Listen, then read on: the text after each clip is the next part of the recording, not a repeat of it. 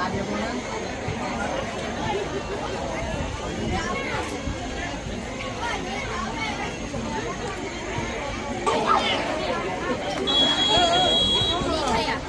าดาลูตา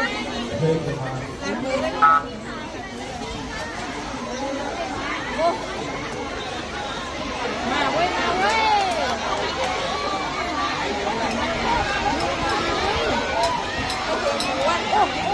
เฮ้ย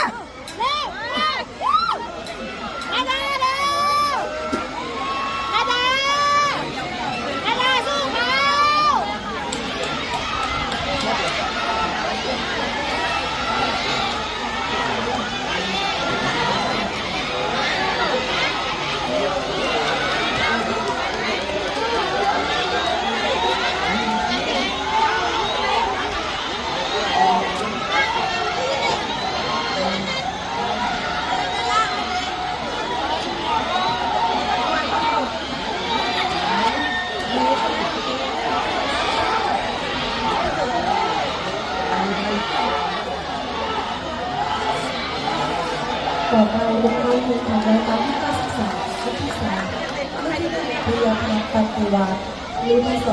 ฟาริยาเทศบาลเมืองสตูล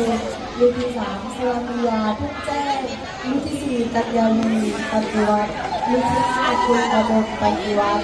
รุ่นที่